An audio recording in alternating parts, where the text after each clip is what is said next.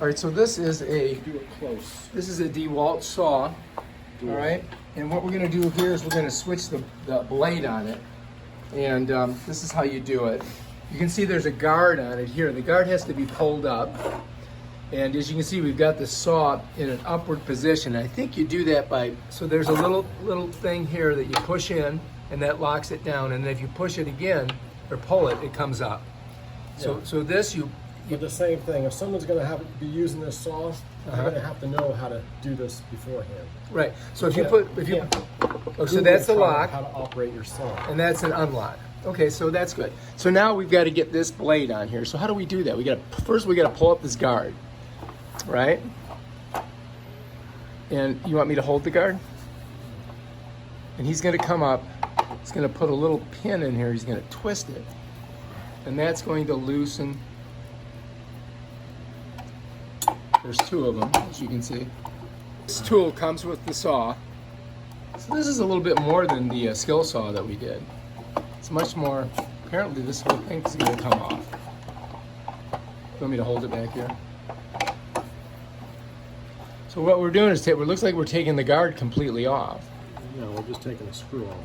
Taking the screw off. The guard's going to stay. The guard stays? Yeah. All right. How are you going to get back to the... I don't know, I think you're going to have to take the whole thing off. Oh, here we go. So now we can get to that. Because we pulled the guard up about another inch or a half inch, so that now you can get to this nut with the tool. But it's just not, there we go, now he's got it loose. Now a lot of people would pull the guard right off, but Quinn, he doesn't do that. Well, you have to undo this. It's not necessary. It's just extra stuff, right? On the other side, pivots. Mm-hmm. So you could be careful because this is sharp. And you see there's like a washer type thing that sits over the blade. Now getting it out is kind of tricky because it's kind of tight in there. Got to work on it a little bit. Now you got it out good. So that's that blade there. I'm just going to keep it up there. We're going to hang on to it because that's for cutting wood. And this right here is for cutting metal. It's a 10-incher. And just got to get her up, got her on there. Now he's going to put that washer on there. I guess you call it a washer. I don't know exactly. It's a flange. It's a flange. It's a flange. Which direction is this going? He's got to go righty-tighty, No. lefty-loosey, but you're going to see he's going loosey, or is he going righty?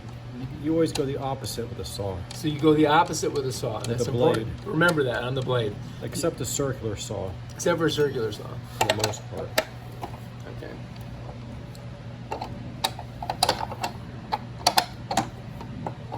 Okay, so now you're nice and tight. Now we got to re-establish that screw in there. So he's going to slide that baby in there, and he's going to get his tool, which is the back of this thing right here, which is basically, it looks like a, what would you say, that's like a Phillips head? No, it's like a Torx. It's called the Torx. That's it.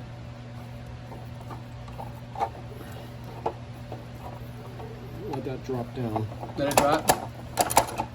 Thanks.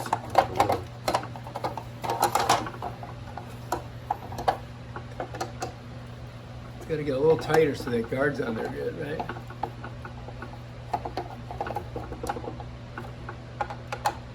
So you want to make sure that you tighten everything you loosen. You don't want it flying around on you.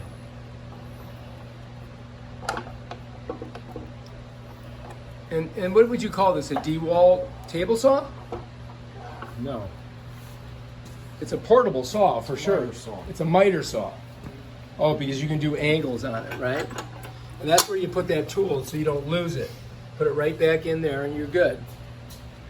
All right, so that's how we change the blade. So that's how we change the blade. When you work with power tools, wear these things so you don't lose your eyeballs.